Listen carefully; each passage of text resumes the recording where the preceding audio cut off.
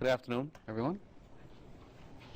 The topic today is bearings, journal bearings to be specific. And journal bearing is just a piece of material with a hole in it into which you put a shaft.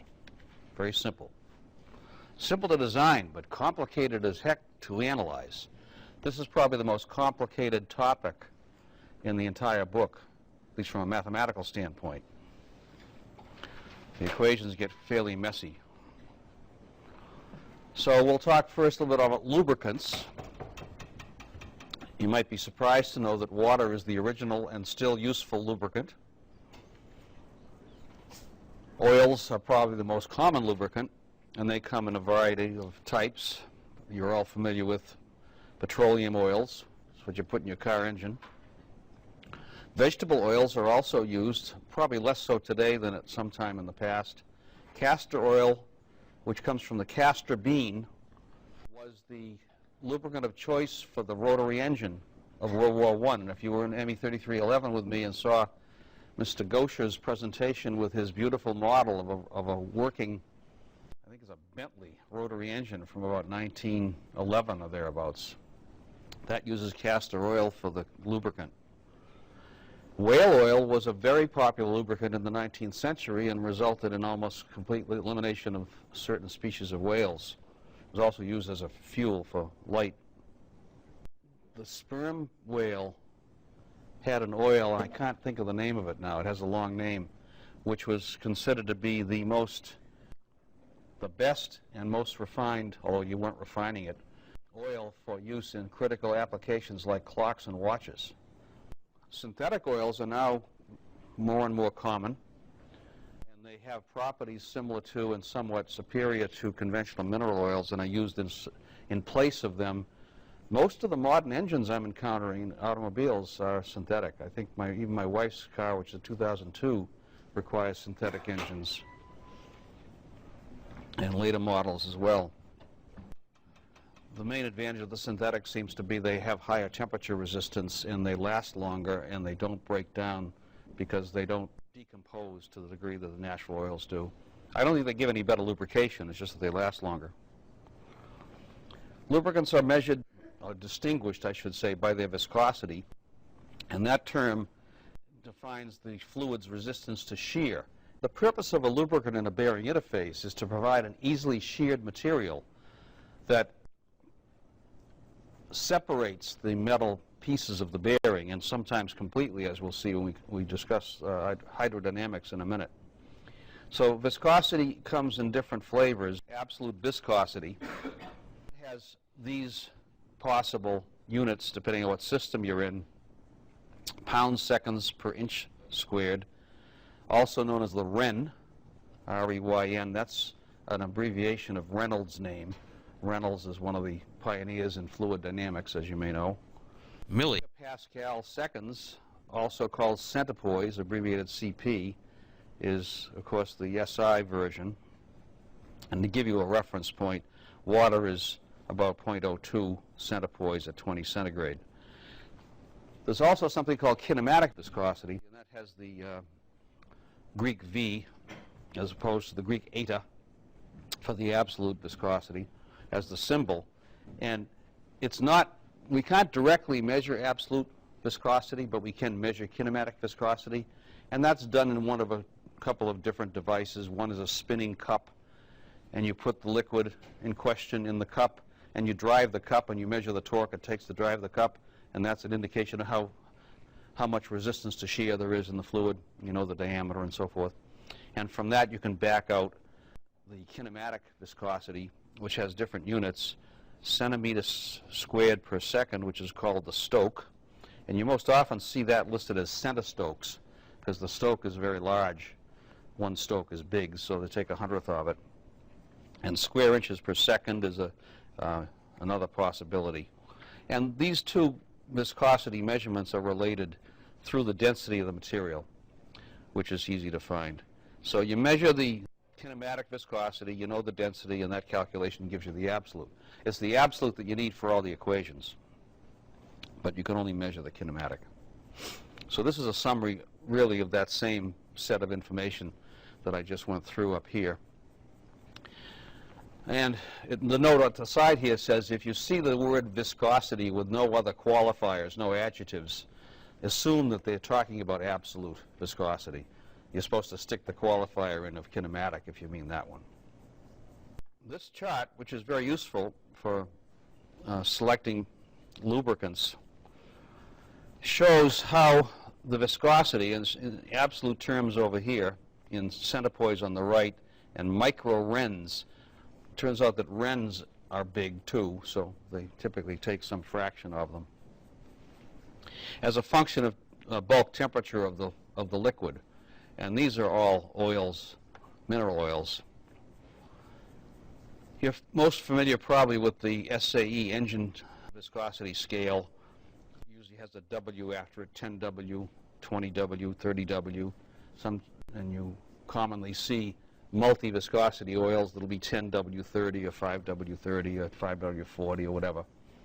And all that means is it's really if it's a 1030, it's really a 10 weight oil, but its properties are such that it will behave as good as a 30 weight oil under conditions in which you need that. So its actual number may not be either 10 or 30, but it encompasses the range of properties of a 10 to a 30. Another one you've probably encountered, if you're into cars at all, is the gear, SAE gear scale.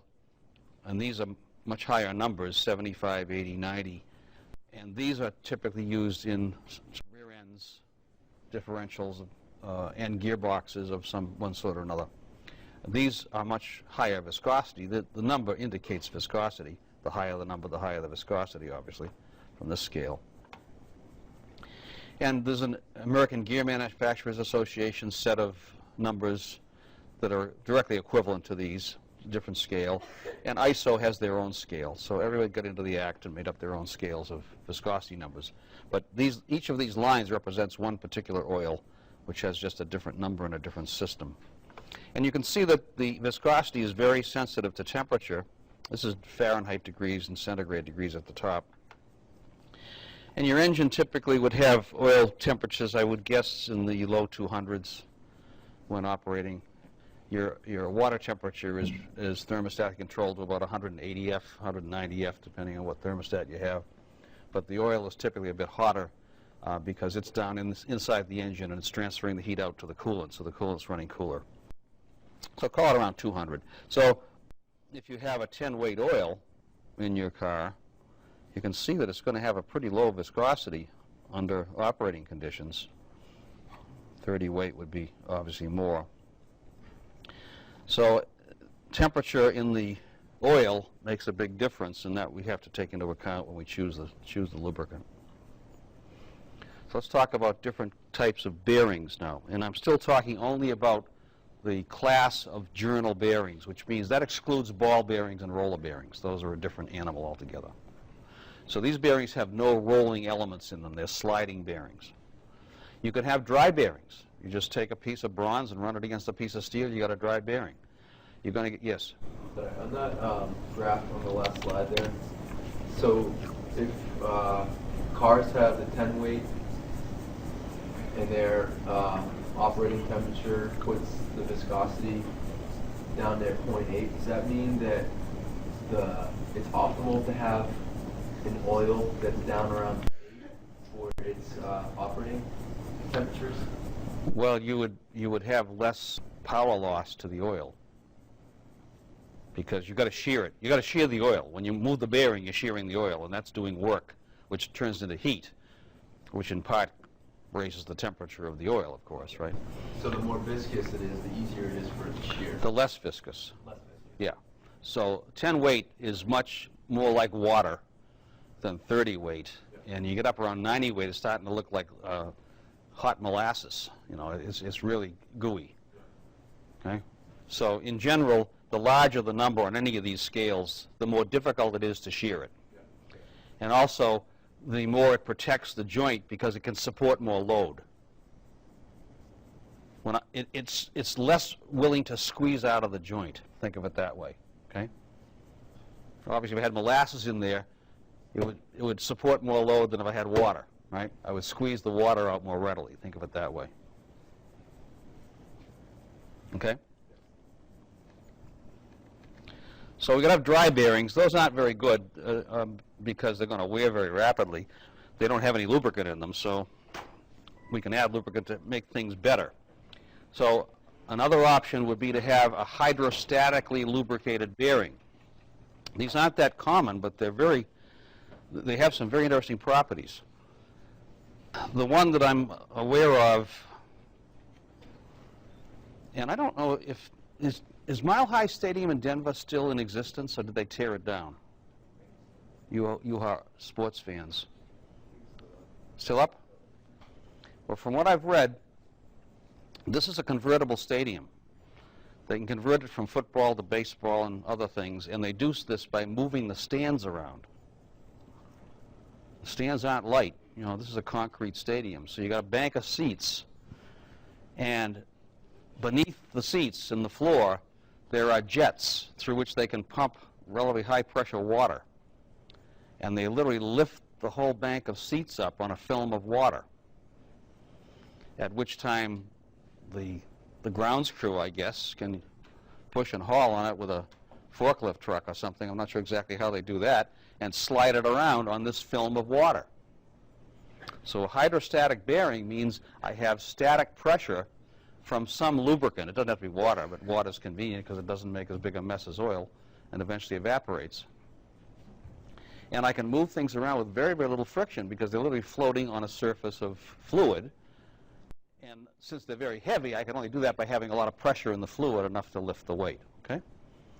Now, another common application of those, if I go to the bottom of my list here, is air bearings, which also operate on the hydrostatic principle. So there are some games, I'm told, that have air bearings that you move around on a tabletop. Any of you ever encountered one of those? I haven't. But I've seen air bearings in industrial applications where you want really low, approaching zero friction. What you can do is first you have to have an extremely smooth surface, very good finish and very flat. And then you make what's typically called a puck, which can be any shape you like. And that puck typically has a whole bunch of holes in it, very small holes, and an air supply. And so if I pump the right amount of airflow at the right pressure through those holes, it goes down and impinges on the flat surface, and it lifts the thing up on a slight film of air. And now you can blow on that thing, and it'll move across the table. It takes very, very little resistance. It has very little resistance to motion now because it's literally riding on a film of air. These are used in precision equipment where you want virtually zero friction. That's the closest to zero friction you can get with a physical system. They're typically very expensive.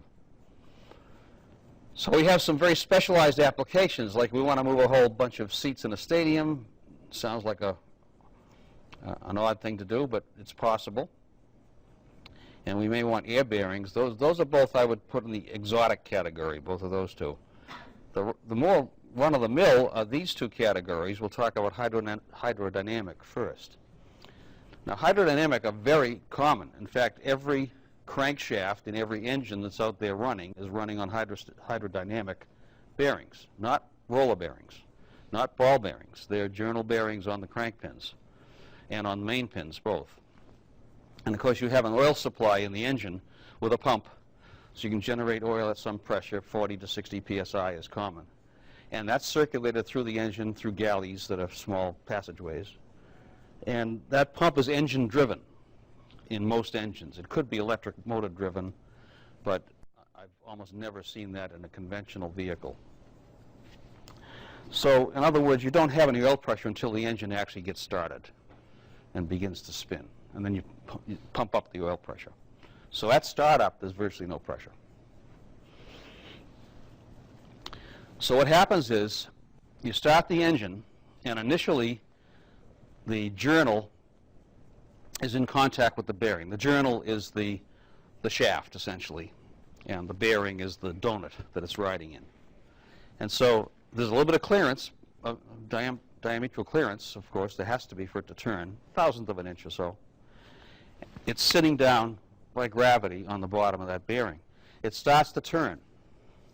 And there's oil in that bearing, a very thin film, because the capillary attraction will keep it from leaking out totally, okay, when you turn the engine off. So there's still some oil trapped in that annulus because it's so small.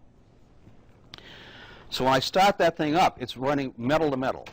It's in a mode called boundary lubrication, which means the metal asperities, we talked about asperities before, the little mountain peaks on the two surfaces, those are wiping one another away. Not a good thing. There's some oil pressure begins to appear now as the engine starts to turn, and the pump is now operating, and so the pressure builds to maybe, say, 40 psi, and that's presented to this annulus through passageways. So the oil is actually pumped into the annulus between the journal and the bearing. And now as that begins to speed up, when it gets to a certain speed, the journal is pushing the oil ahead of it in the annulus, and it literally lifts itself up on its own bootstraps and begins to water ski on the oil. And this is called hydrodynamic lubrication. Once I get over that velocity threshold, I no longer have any metal-to-metal contact. I'm running on a film of oil. And there's virtually zero wear, unless I let dirt get in the oil. So the oil is, of course, filtered and changed periodically because it still gets products of combustion mixed in with it and whatnot. The filters don't take out. And those actually have a chemical effect on the bearing.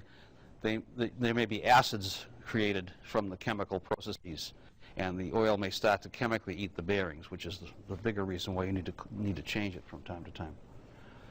So these can get very low coefficient of frictions because now we're getting into kind of the same mode as that stadium where I'm running on a film of water or oil, and the air bearing where I'm running on a film. But of course the viscosity of air is very low, right? That's why there's so little friction there, right? Because the air shears very readily. So this is a very popular and probably the most common and popular mode of sliding bearing lubrication. We're going to talk about this in terrible detail today. This is the one that has the horrible equations. Well, so does this one. Elastohydrodynamic refers to a situation in which I don't have a conforming bearing and journal. The geometry of the journal in a donut-shaped bearing is ideal because it traps the fluid in that annulus by surface phenomena and capillary action, so it stays there.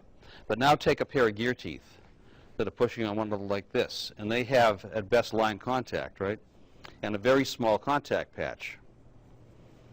And I'm going to throw oil at them, and the oil is going to find its way into the gap between the teeth, but in order for that to separate the teeth, I've got to get it going really fast and have a good flow of oil because it's squeezing the oil out as it goes, because these are both convex surfaces. The same is true of a cam and follower.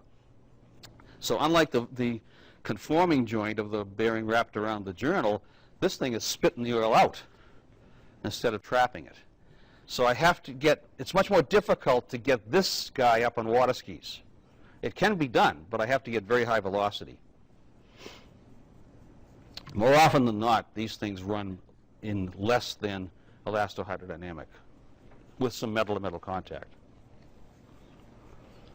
So there are certain materials that have been found to run very well together, and usually the load-bearing portion of your system, typically the journal, is steel. And I remember somebody had an aluminum shaft in one of the sections, and I suggested that, well, it was probably strong enough because your loads are small. It wasn't going to fail in bending. But aluminum doesn't wear worth a hoot. So you need a hard surface to promote wear resistance, and steel gives you that fairly inexpensively. So most shafts will be steel, whether they're hardened or not. And that's my journal. And another rule of thumb for bearings is to, and we talked about this a little bit back in the surface fatigue chapter where we talked about wear mechanisms and adhesion and that sort of thing. You want materials that are not compatible with one another, by which is meant they won't alloy together, which I think of that as incompatible, but the materials people call it compatible. It seems backwards to me. I want them to not like one another, and be different, okay? But they call that incompatible. So at any rate, on the left you see some common materials that are used for the bearing side. I think I mentioned Babbitt once before. That was a man's name who invented this back, I think, in the 1890s time frame. And it's essentially solder. It's a mixture of low-temperature melting materials like lead and tin, and different percentages of each give you different characteristics. So they show two here. Hardness, these are in absolute terms, kilograms per millimeter squared. In the 15 to 20 range, the shaft hardness is 10 times that. That's what you want. You want the shaft hard and the bearing soft. So the bearing wears sacrificially because it's cheaper to replace the bearing than to replace the whole shaft. Imagine if you had to replace your crankshaft every time you had some wear problems. It's much cheaper to replace those bearings. So we want a big delta here. Here's your hardness ratio.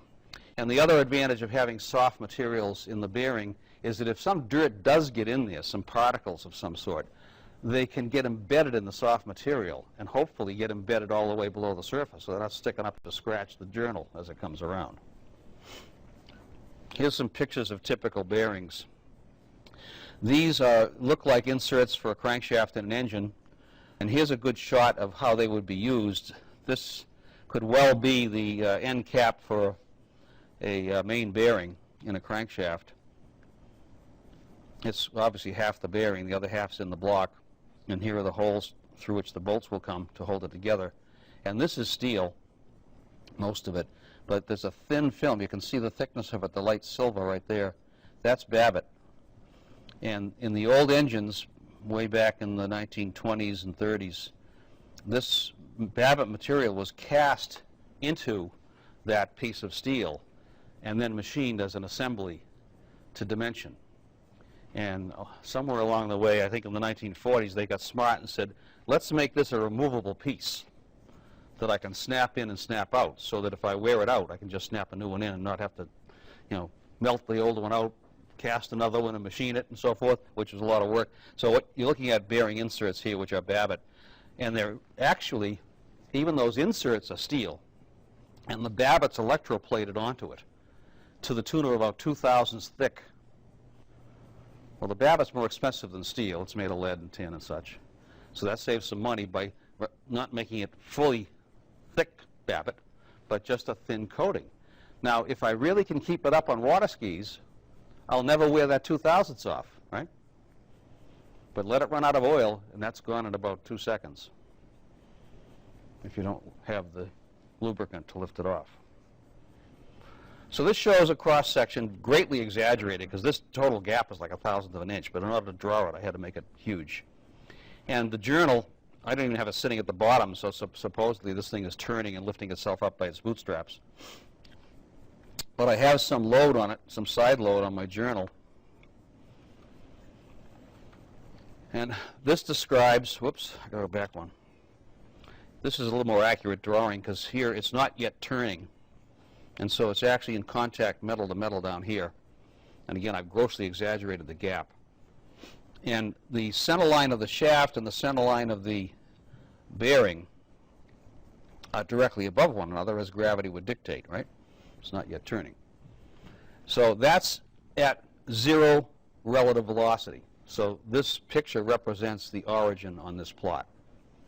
The plot shows friction on a non-dimensional scale, just relative friction against relative velocity. Now we start to turn the bearing, and we start to slowly rotate the shaft. And you can rotate either member, by the way. It doesn't matter. The bearing doesn't know the difference. The most common application is you're rotating the shaft inside the bearing. But another common application is a planetary gear train. You know what those are from kinematics, right? I've got a sun gear and a ring gear probably and some planets and an arm carrying the planets around. Well, the planet gears, both the bearing and the journal are turning because both are spinning.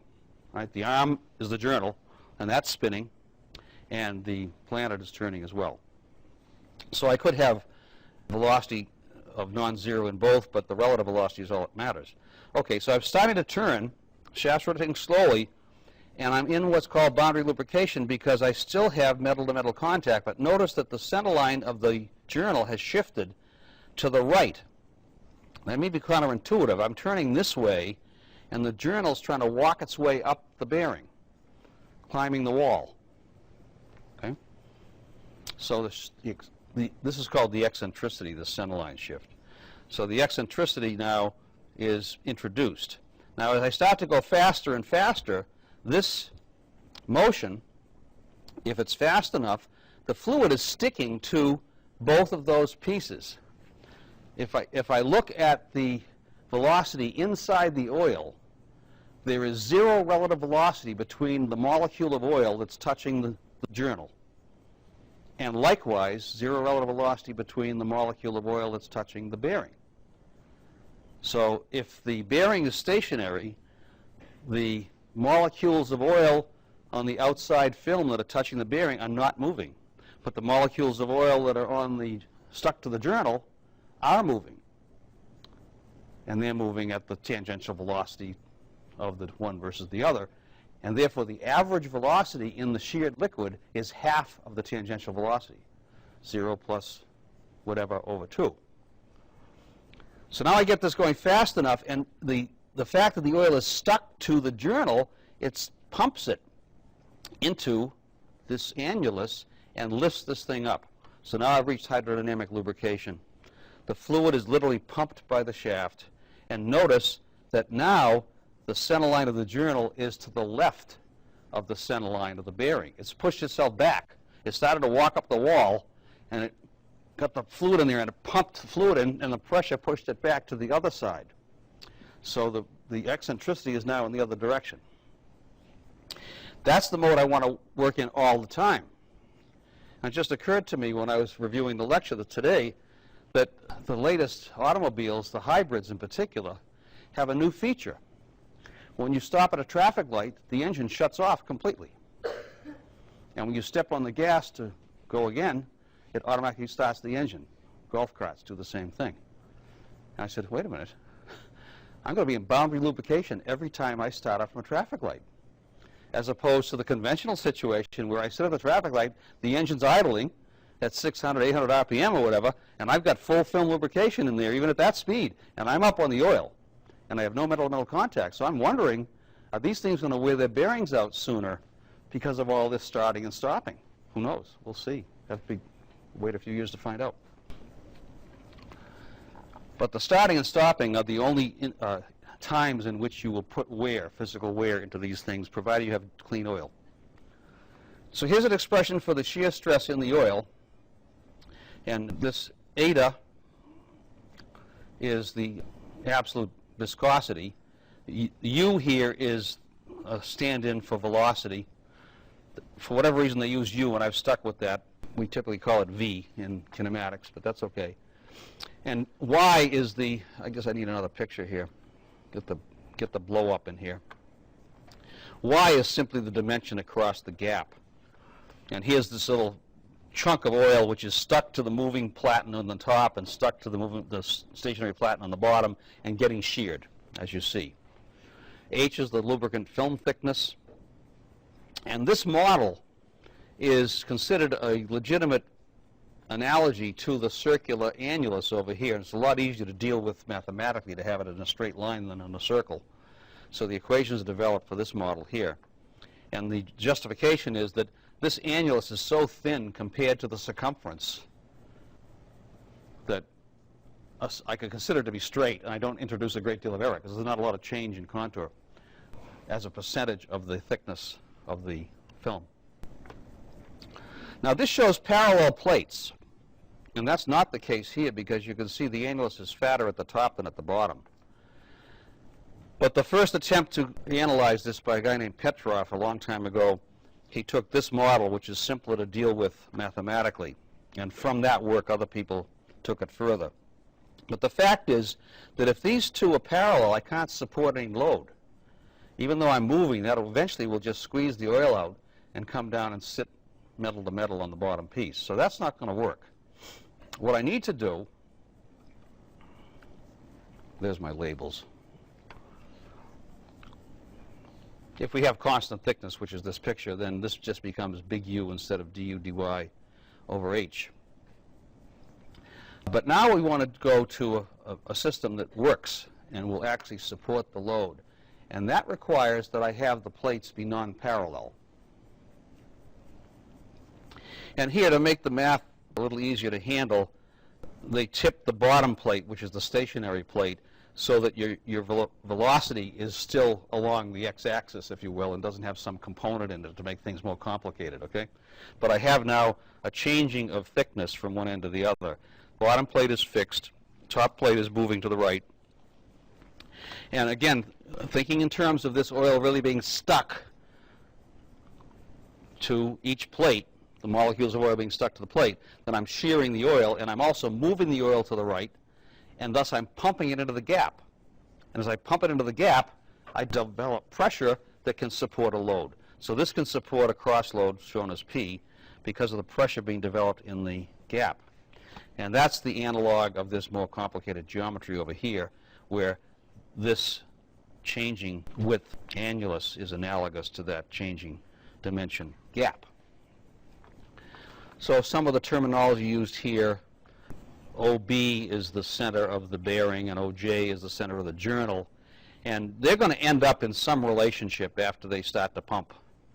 And that axis from through OB, OJ is taken as the zero axis for the bearing behavior. And the variable of interest is theta. We want to determine how is the pressure distributed around this bearing. There's an interesting story associated with this system.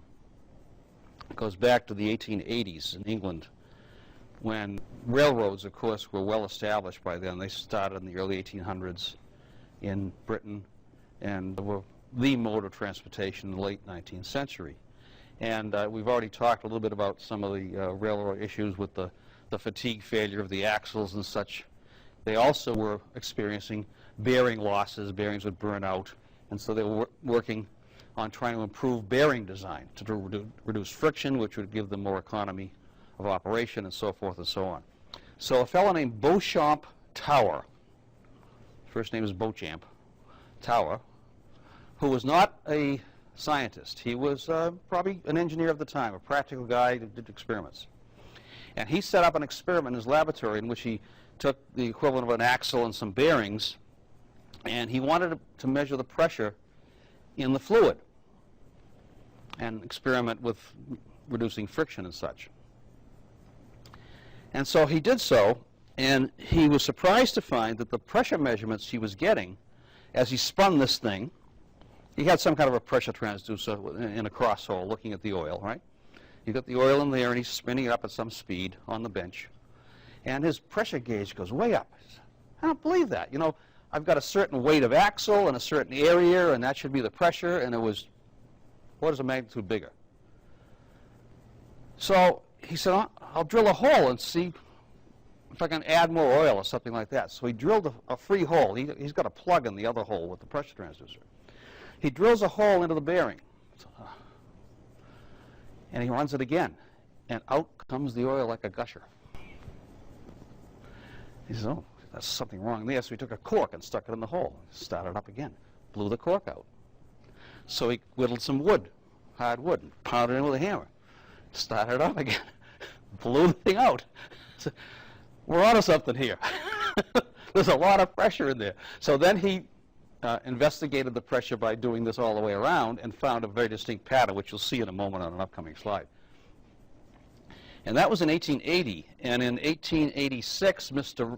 Reynolds, who was a scientist, mathematician type, got word of this, I guess, and he said, interesting problem. I think I'll figure out how to solve that equation. Or first he had to write the equation, he had to derive the equation, right? And so Reynolds came up with this equation, partial differential equation, as you can see, to explain this pressure phenomenon in the bearing. And this is a very messy equation.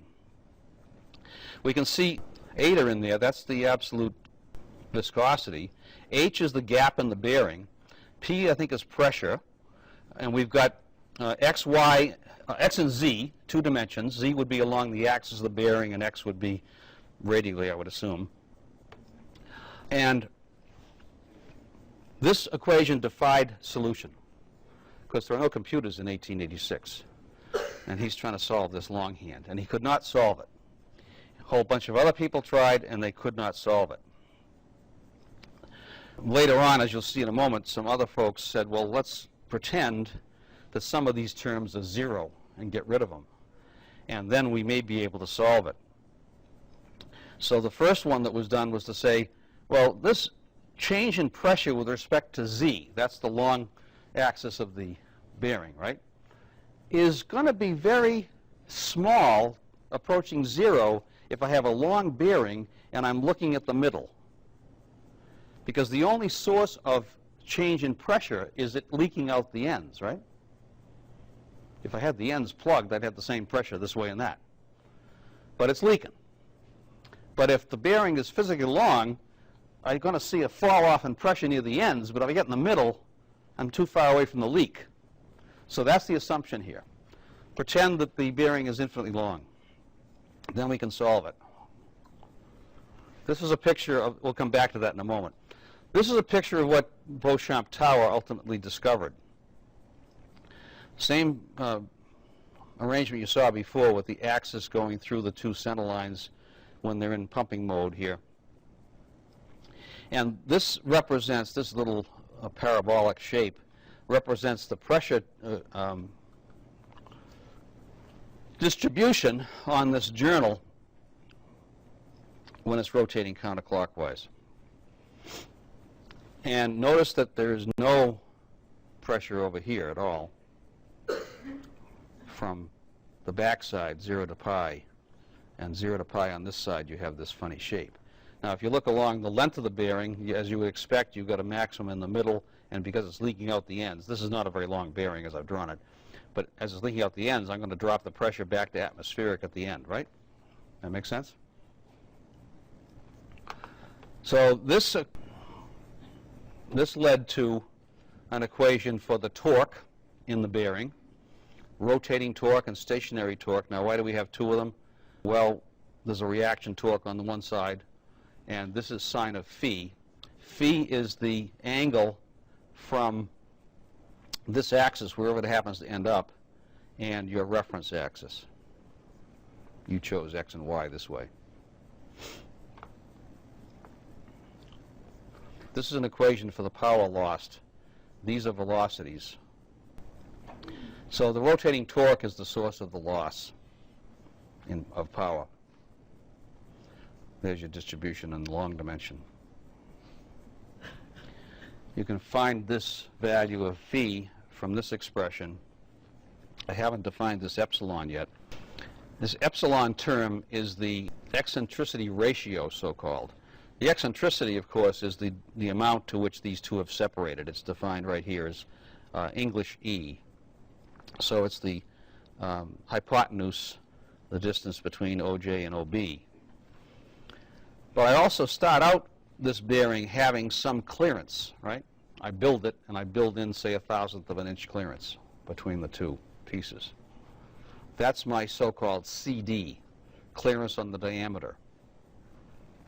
And this eccentricity ratio is defined as whatever eccentricity I have, E, divided by CD.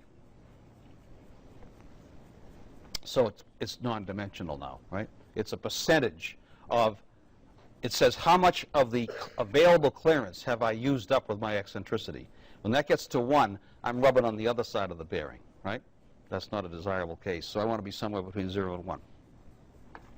So that parameter you'll see occurring in these equations all over the place. The location of this axis, referred to as theta max, can be found from that same eccentricity ratio. So here we're looking at the angle around the bearing. This essentially is that same curve, but it's been flattened out. Instead of being wrapped around the circle, it's been, much like an SVAJ diagram, it's been laid out on a horizontal axis. And it's only looking at the 180 degrees of bearing that has some pressure. The pressure on the other side, if you take Reynolds' reduced equation that can be solved, and you calculate it for all the way around, you get negative pressures on the backside because it has to balance in equilibrium. But we know that we can't sustain a negative pressure in a liquid that is free to communicate with the outdoors. So we only use the calculation from 0 to 180 and assume the other side's at atmospheric pressure. So what am I showing here? Well, some background first. The Sommerfeld solution is the one I referred to earlier, where they assumed that the bearing was infinitely long. So the end leakage was irrelevant. So they take that term that represents the flow along Z, the partial term, and they throw it away, call it 0, and simplify the equation. So Sommerfeld, a German mathematician, physicist of the early 20th century, solved that equation. And if you plot his curve of pressure distribution, it will look like the black curve. And that would be a good approximation for a very long bearing. Another fellow named Ockwerk and Dubois, much later in the mid-20th century, observed that most real bearings nowadays in the 20th century, now we're 21st, but this was 20th century, were not long. Now maybe they were back in 1800. I wasn't around then, believe it or not, to know. But nowadays machinery tends to have very short bearings. The bearings on your main pins, your crank pins, which are that big in diameter, are half that diameter. So they're about 0.5 L over D, or something like that. So short bearings are very, very common nowadays, and long bearings are not. So Ockwerk brought back in the leakage term, losing the fluid out the ends, okay? And they came up with a solution for that. And so if I plot their solution, and those equations are all in the book, for various L over D ratios, which of course means more or less leakage, right? The shorter it is, the faster it's leaking out the ends. I get quite a difference in curves. And if I have an L over D of 1, it's actually a little bit taller than Mr. Sommerfeld's assumption. But if I have an L over D of 3/4 or 0.5, it's way different than Sommerfeld's. So it's my opinion that the Sommerfeld solution is not so useful nowadays for current situations, and the Ockwerk is more useful. Now I make reference only in passing in the chapter to another pair of guys named Ramundi and Boyd, who were also mid-20th century, and they solved the whole damn thing with computers. And they got the complete equation solved. And to explain their solution would take about 10 pages with charts and graphs, because it's all more or less laid out in charts. I chose not to put that in the book, but I give you a reference to go look for it. That would give you the exact solution. I think the Ockwerk's good enough for these situations, which is what I use. So here, here's Sommerfeld's equation. Doesn't look all that much better than Reynolds, actually. Here's this epsilon factor again, which is on my dimensionless eccentricity ratio. Theta is the angle at which I am around the bearing. So this, of course, is giving me a function of that crazy-shaped pressure curve around the bearing as a function of theta. CR is the clearance ratio on the radius. I should have said the radial clearance. So this is half of CD, which is the diametral clearance. Eta is our viscosity again, U is the velocity, R is the radius, P is pressure. What else have we got in here? That's about it. And initial pressure, P0. That would be the pressure I'm pumping the oil into the bearing with from my engine pump. So we can get out of this an expression for total load, average load, and this gives me, by rearranging, a Sommerfeld number, and that's a characteristic number of the bearing. So I can predict, based on the value of the Sommerfeld number before I do any other calculations, what sort of characteristics the bearing will have. Here's Ockwerk's solution. He introduces the leakage of lubricant at both ends, so it's a more complicated solution. And he gets similarly messy-looking equations. Here we have viscosity again. This is the radial clearance squared, radius of the bearing, velocity, length of the bearing has to be brought in now. The z dimension is along the bearing. And here's our epsilon again, and our theta, which is going around the journal. Total loads expression comes out like this. Now he defines KE, K sub epsilon, which is another dimensionless ratio or coefficient, and it's defined in terms of this epsilon. So he's encapsulating some geometry in epsilon into this K sub E, and comes up with what's called his Ockwerk number, O sub n, which is equal to 4 times pi times this Ke factor, which if I substitute that back in, looks like this mess here. P average over viscosity. N prime would be a velocity, I think. Diameter, length. CD's back again. That's my diametral clearance. And D is diameter of the journal again. So they recommend, and you'll see this in the book, probably not in the slides, that the Ockwerk number ought to be 30 or less. And if I plot Ockwerk's curve, I get the lower one of the set here. And people, I think it was actually Ockwerk and Dupuy, did a whole bunch of experiments of bearings of different lengths, and they developed all this empirical data. All the dots are the results of experiments run at different Ockwerk numbers, and this is eccentricity ratio variable over here. And they put a curve through the mess of dots. This is just a fitted curve, and they discovered the fitted curve came out above their model. See, the model's not perfect. They're leaving stuff out of the equation also. And the empirical data has everything that's in the equation in there. It's the real deal, right? So this, in essence, is the error in the Ockwerk model. But they fitted a curve to this experimental data, and so we can now use their corrected equation instead of their original equation. And thus we get a pretty good estimate of what that bearing is going to do. So I do an example in this chapter using that same shaft that I have in the earlier chapter. And in the slides here, I've simply given you sort of a flow chart of the order in which to do these steps, because there's about 10 different steps I have to do to get through all these calculations, and it's quite confusing. So this gives you kind of a guide to how to go about that. And you typically start by assuming an Ockwerk number. And that example, 11.1, does exactly the problem that I'm asking you to do for your shaft in your system.